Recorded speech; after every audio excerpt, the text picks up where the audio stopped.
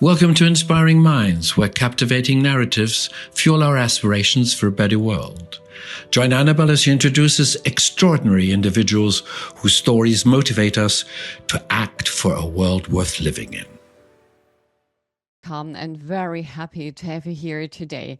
It is great to have you here for another exciting episode of We Empower, and I'm thrilled to have you all with us today. So sit back and relax and get ready to be inspired. Let's make today count. In today's episode, we will have a great guest here to introduce. And first of all, Charul Jaitly, a woman where you might have heard about her. She is a cosmopolitan, and maybe you have met her in an airplane, or she was your neighbor maybe in the train in India, Canada, or somewhere around the world. Every leader has a story, but few tell it with much courage and clarity as Charul Jaitly. From her childhood roots to her rise as a global changemaker, she has not only built a career but created spaces where others, especially women, find their voices too. Today, she speaks about resilience, visibility, and the power of showing up authentically.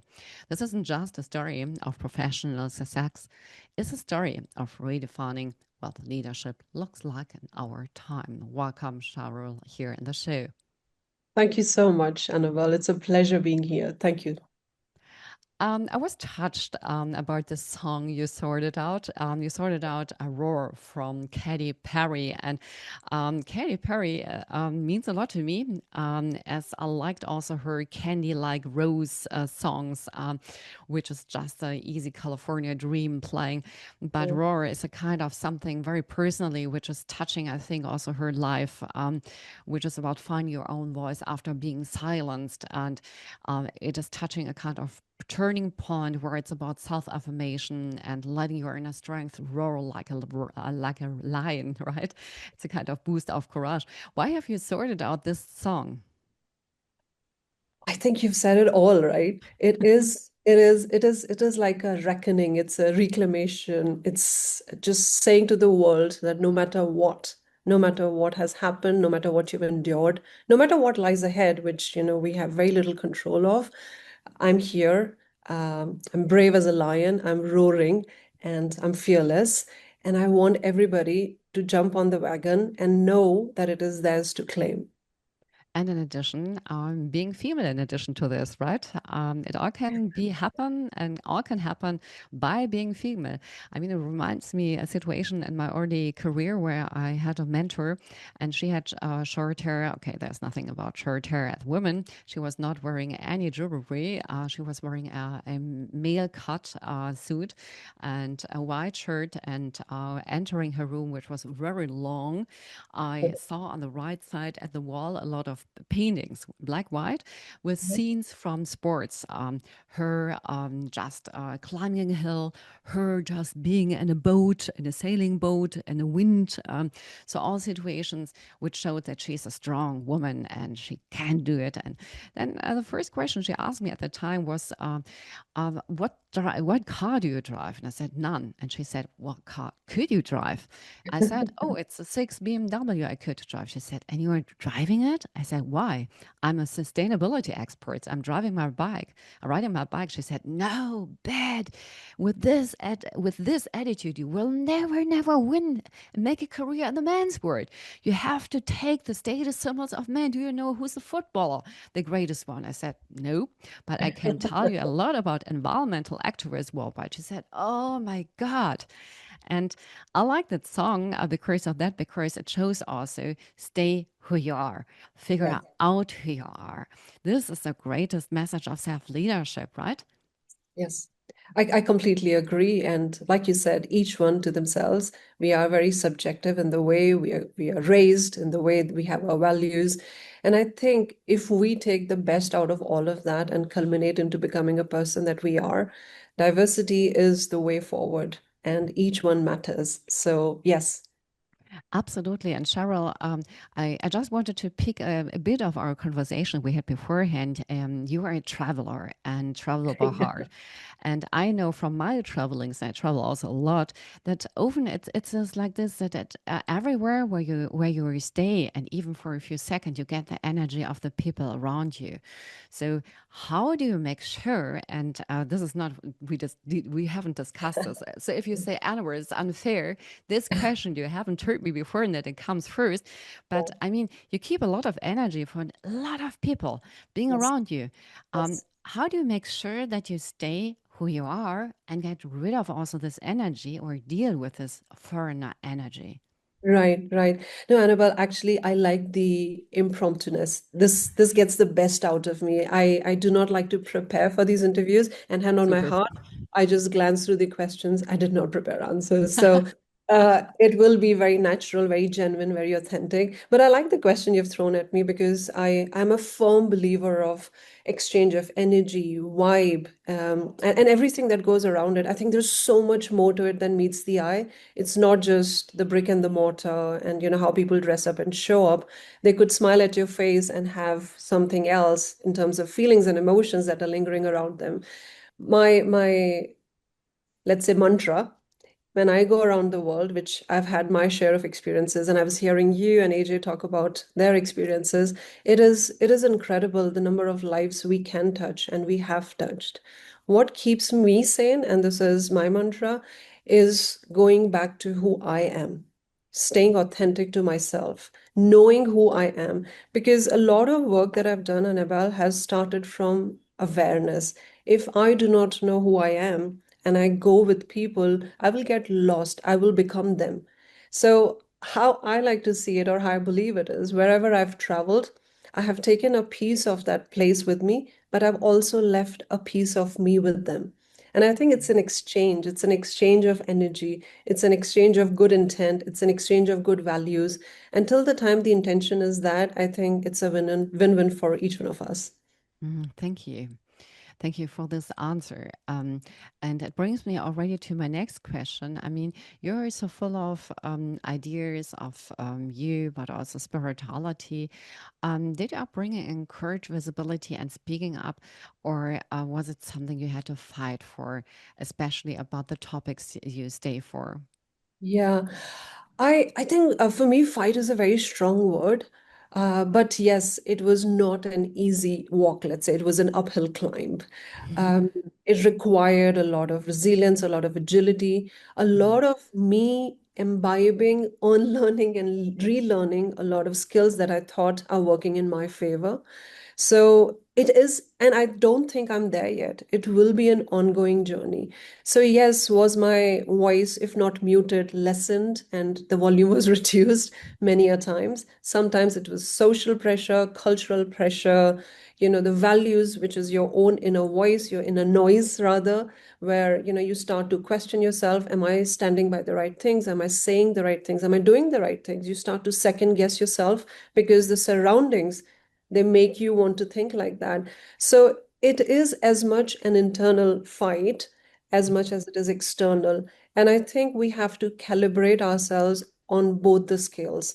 If we just fight the external factors and the internal factors are, overlooked, I'm telling you, you will be in for a surprise. When I say you, any listeners out there, we will be in for a not so pleasant surprise. So my recommendation is, and what has worked for me is go within as much as you go outside, calibrate yourself, align your bearings, see what works, choose your battles. You can't fight everything in one day or in one life.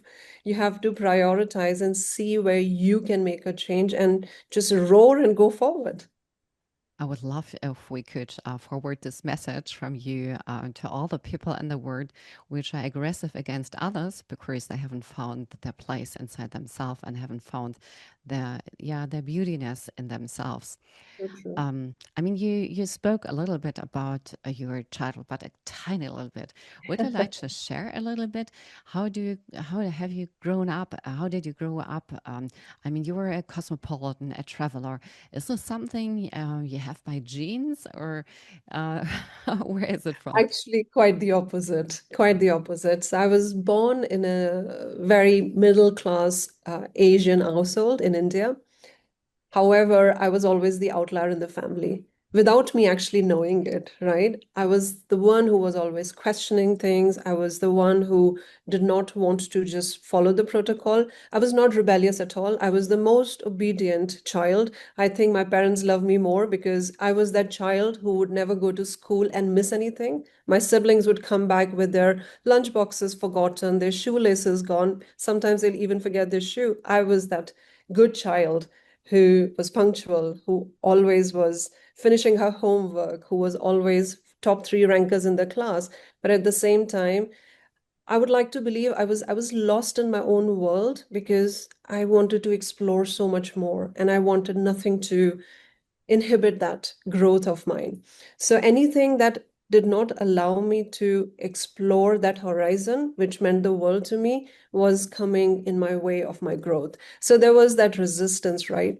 I was also a very sick child. I was physically very lean and weak, and every other month I was rushed to hospital for different reasons. So my health was not giving me that support that I needed to become who I thought I was becoming. To be honest, I was not clear. I was as lost as any child. But there was that silent support from my mother, Asian homemaker, but a strong one. She was the one who enabled me in early years of my age to become or to find myself, to become who I have become today. I remember when you do those pigtails, oil your hair, and I even had specs, I looked nothing like what I look today. And I wanted to become an IITian, if that's a familiar word. I want to become a techie. I wanted to become the best techie. And my mother would see me studying 16, 14 hours a day, doing, those pigtails, just hiding my face in books. And she thought she was losing the child she thought I wanted to become. And I remember it was a beautiful evening in the north of India where I was born and I was growing up as a little girl. And my mother took me to the stationery shop. This is now 25, 26 years back. And there was a power cut, so it was almost dark. And we went to the stationery shop, and my mother said, "Give me those forms that I asked for you to, get my daughter to fill those forms." And these were all the forms, but IIT Institute forms. And in that was one of the, institutes in Mumbai, which is one of the best cities in India. And I was like, "Mom, why are you making me do this? I will just do IIT." She's like, "Just sign." I signed, and guess what? I ended up becoming a graduate from Mumbai. There's a very, very beautiful and long story, and I think I will need a few hours for that. But this is how very, very beautifully, those gentle nudges from my mother and, of course, my father allowed me to become who I am. That's very nice. I try to picture this evening where you went with her to this area. Um, and do you have siblings which grew up next to you? Yes, so we're three. I'm the middle child syndrome, major. An elder sister and a younger brother. And going back to the story I shared, I was that meticulous child. Do you think I was not bullied for being so good? Oh, dear Lord.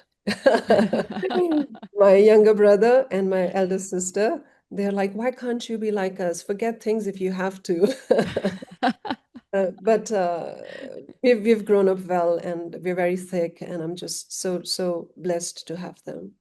It's interesting. Thank you so much for sharing this with us. Also sharing this situation where you were sick, because sometimes when we look back, we might think that it was a sign of our body telling us that we should go a different way, and then we can't go maybe a different way because we are under the care of our parents at that time. But it's good to think back and know what secret our body carries for us, and that our body always cares for us if we listen enough to our body, right? And I mean, this is, of course, something which carries you, or which is giving you the wings, of course, also for your life, right? Charul Jaitly, from childhood dreams to global leadership, who shares a journey of resilience, visibility, and redefining what it means to lead with purpose.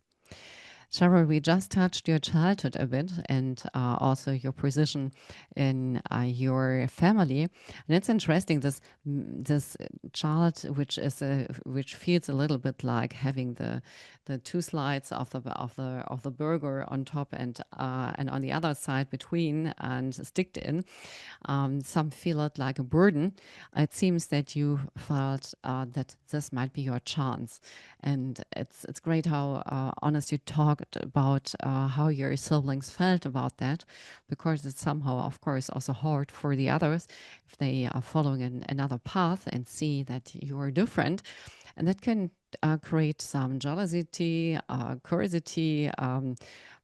Fear or whatever. So I think it's important if we know that we are breaking the system, Yes. that we know how to deal with this. Have you ever felt about a kind of system breaker or somebody who yeah who brings I mean we would say who brings new wind into the situation, but Sure. um, have you felt something sometimes about like this? Now you're going deep within me, right? You're kind of touching and tingling my heart there a bit. Well done, well done. But it's a very interesting question, very personal question. But my life is an open book, and I like to talk about things because I think if anybody, even one person who is listening today, can benefit from all that we will speak in an hour or less, it is all worth the while. Hmm. So, yes, initially, I did not take it in my stride. If I was bringing about a change which was not accepted, I would take it very personally. It mattered to me a lot. It would create a havoc at, to me on a emotional level, physical level, mental level, relationship level, because I felt I was doing the right thing, but I was thinking only about myself. I was a young girl that I was. I was blossoming. I was about to grow and bloom and learn. But the little Charul always felt vindictive. And I'm being absolutely honest here that the whole world was against me when I'm trying to do the right thing. And it was a huge learning curve, right? Where through many falls and many rises, and many a times there were people and mentors and supports and guides who were lending their hand and kind of, you know, enabling me to, they're giving me that push to move on. Fast forward to a few years back, a very, very stark realization where you come about understanding that it is not about you as much as it is about you. So the trick or what works for me is you got to work on yourself to serve others. So while it is about you, it is not about you. The input is you, the output has to be for others. And if we keep that mindset, Annabelle, and if we have that strategy in our execution, hand on my heart, we will never fail. Nobody will ever fail. And this learning did not happen through a classroom study or reading of books. It was truly, truly experiential. And I'm, to be honest, very humbled that life allowed me to go through that. Believe me, when I was going through that, it was not easy. I hated my guts. I hated the system around me. Hate is a very strong word, but it was the mindset then. I was challenged at every stage. There was pushbacks, there was denial, there was existential crisis. Do I even belong to this society, to this community, to this family, to this country?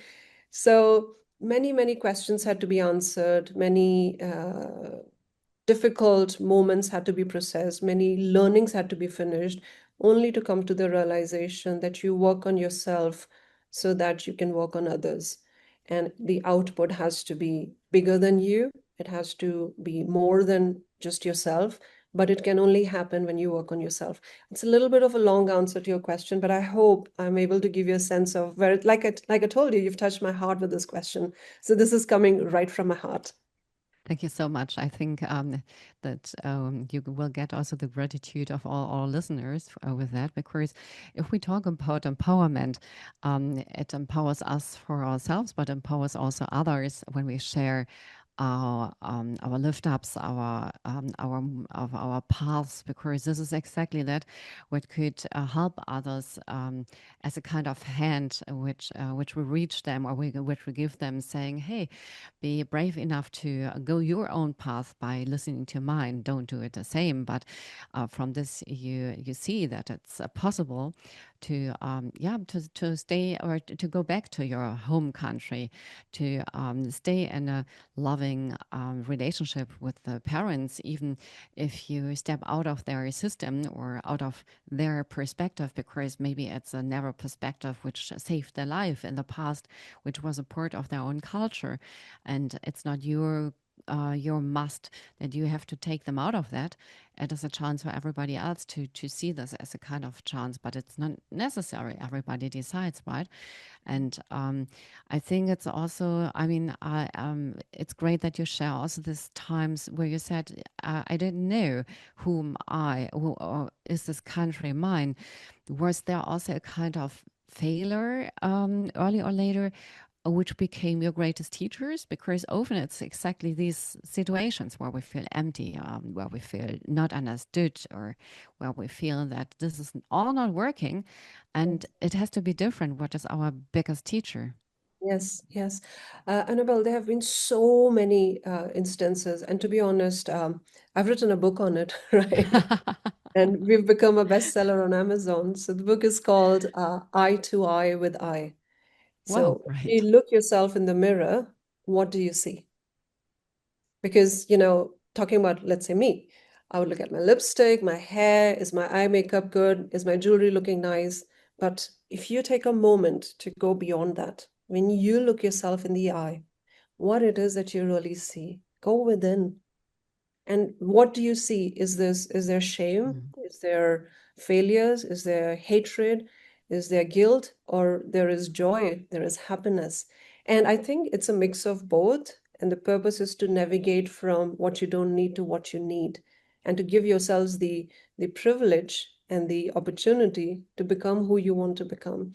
And like I was saying, my life is an open book, and in that I talk about many, many of my failures, which I've actually now become proud of. Not that I plan to fail in the future, but it is what I have failed at is what has enabled me to become good at it. So if you ask my friends from childhood, I could not speak a word. I was such a shy kid to becoming a keynote speaker around the world. It is a stark change. One episode or one instance that stands out right now as we speak, and very quickly I'll share that because it's very personal. Is this was around 8 years back, and I had women issues with regards pregnancy and God knows what not, and I was failing miserably at it. I was at a place where I challenged my integrity as a woman. It is that personal. Mm. I was very emotional. I was a wreck. I was broken down emotionally, mentally, physically, and I thought the worst was over. That yes, I'm unable to carry a child or be a mother, and that's a torment enough for one to endure, only to find that I have a situation where I have to go a very complex surgery. And I just felt within me, why me? You know, that victim mode, that I can't get this, I can't get that. Now I have to go through this. Why me? Why the world? Why the universe? Why everything is against me? I went through a very bad surgery. It was 4.5 hours long. I had to be on steroids after that. I lost a lot of hair, put on a lot of weight. I looked like somebody I could not look in the eye, and my wardrobe would not fit me. And I thought the worst was over. Let me get through this, and my life will reward me for who I am. Guess what? I recovered out of it. I thought I'm getting better. Four years down the line, my health went down again. And this time the doctor said it is more complex than the last time. And I had to endure a 8.5 hours long surgery. And it just did not sound very pleasant to me or my partner and my family. But very, very quickly, when this time when I was rolled on a stretcher into the operation theater for the surgery, I was surprised by the Charul that was lying on that stretcher. She was giving high fives to her husband. She was cracking a joke with the anesthetist saying, I know the drill. Don't start to talk to me about this and that in the world. I know in 30 seconds I'll be gone. And there was this acceptance. There was this joy that, okay, I'm about to finish another big learning and my life will reward me for this. So I was actually looking for the outcome and not the pain of going through the process. 8.5 hours later, Annabelle, I woke up with a lot of pain. It was a long road to recovery. However, my life really rewarded me for enduring it. I was crowned Mrs. UAE within 3 months of that. How did that happen is another story, another book for some other time. And I was on the front page of Gulf News, and I was here and I was there, co-authored 2 books, and the life just welcomed me with open arms.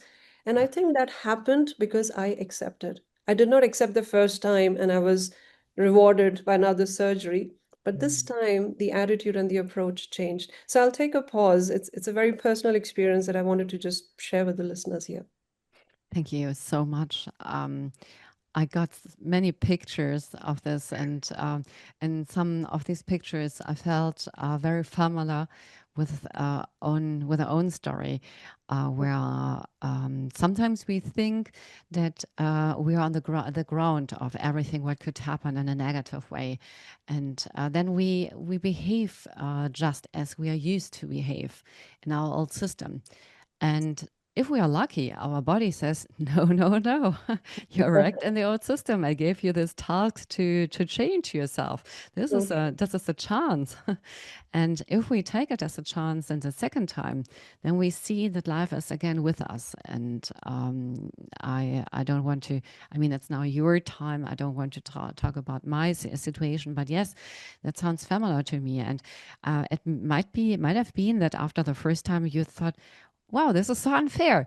I mean, you gave me this, I managed this. So I managed this with all my power, with the same power I have normally, and you're not rewarding me with it. So I completely understand it. And it's great that you share this story with us, which is showing the real. What it means to go real back to you, because it's by getting a new understanding of you and giving you the chance to understand you again in a kind of finding your inner child, which is always your inner child and needs to get some attention. And if I may just quickly add this, I could see that emotion come out of you when I was sharing that story. I see it right now in your eyes, in your face. I see it. And this has been a reckoning for me, like I said. The more I share, the more I realize, the more the world wants to hear this. Because we all in our own ways and different countries, different cultures, we have different value system about how much to say, who to say what to, what is good, what is bad. And we kind of create those walls around us and we feel we belong there. And through this example and through this sharing of a very personal story, I want us to bring out our own chisel or hammer or whatever you want to call it and start to very gently knock on those walls because perhaps there is a bigger world waiting for you there. And the more people like you and me, we share these stories, the more people want to hear these stories. And so many hands go up when I'm talking to people saying, hey, I've had similar experience, but never thought it was okay to talk about it. So it's just warming my heart to see that you relate to the story because I know there are a lot of people out there, a lot of women out there who go through similar experiences and never have a voice. So I'm taking a pause here. Yeah. Yes, exactly. And then it is, I think, also about this voice. I mean, I got the idea while reading about you, also learning that it was not always the situation that you were using this voice. Um, but as it's exactly as you are saying, using your voice for this authentic messages, for sharing your vulnerability also, which is your strength. in a way, and giving others the idea that they could do same. And it's not about covering, it's not about building walls. Diversity doesn't mean that you have to know by heart all these things which in Japan you should do, you shouldn't do, you should eat, you shouldn't eat. No, if you stay authentic and love is your guide, then a lot of things are solved without learning as a kind of learning as a learner, right? Um, I mean, how was it? Can you remember the first time on a big stage where you thought, yes, here I belong? Yes, I mean, I'm very fortunate. I've had some more than one such aha moments, but the one that's standing out right now is when I was addressing a room full of students. These were exchange students from different parts of the world, from France to Germany to UAE to India, and it was at a university campus. And I for the very longest time had not been nervous being on stage, but this one got me a bit nervous. I was shaking, and my nerves were not in my control. And I was delivering a keynote about them becoming more than the studies, for them to realize they're humans. It was a very sensitive topic, and today's gen is wired differently. They think differently. They want to talk about technology. And here was a speaker who was talking about spirituality, emotion, values. So I knew I was, if not knocking on the wrong door, I was pressing the wrong nerve. But but it was received so well, and I still have students from that cohort who are in touch with me. And just the feeling, just the thought that you were able to allow them to have that perspective towards life through that one interaction was just incredible. So I pat myself on the back every time I think about it. And I think sometimes it's not hours and hours of reading or talking. It could be just a minute of interaction, and you can just touch someone's life. So I think that keynote allowed me to touch more than one life, and I'm very grateful for that. Thank you so much. I wished I could be one of these students to listening to Oh, that. We have not just that much time left, so we have time for a very, very short question. And you told our listeners and me that there is a book about I and I. Is there maybe one sentence or one very small hack you would like to share with us? so the book is called Eye to Eye with I. And my hack to anybody who wants to rediscover themselves is, as much as you spend time knowing and understanding the rest of the world, do it with yourself. Sit with yourself, watch your breath for less than a minute. And when I say watch your breath, don't force inhale or exhale. Just close your eyes and just watch it like a third party. Just inhale and exhale, watch it. And when you feel you're calm, you're relaxed, just imagine your own face in your heart, your own self, as a child, as a grown up, as a person who you are today, whichever way you want, and try and understand that person. Give that person a lot of love and affection, and try and understand that person. And I'm assuring you, you will get to know so much more about yourself than you've ever done. Thank you so much, Cheryl, for sharing these deep insights with us. And I'm very much looking forward to seeing you soon, hopefully somewhere in UAE or Dubai or wherever souls should meet. And thank you so much for sharing this with us. Thank you. It was a pleasure. I just want to wrap on a note, and that's one of my favorite quotes. All those who wander are not lost. So when you're wandering, you're searching for yourself, know that you're not lost. You are finding yourself. So keep up and stay on the journey. Thank you very, very much. Pleasure connecting. Welcome to Inspiring Minds, where captivating narratives fuel our aspirations for a better world. Join Anabel as she introduces extraordinary individuals whose stories motivate us to act for a world worth living in.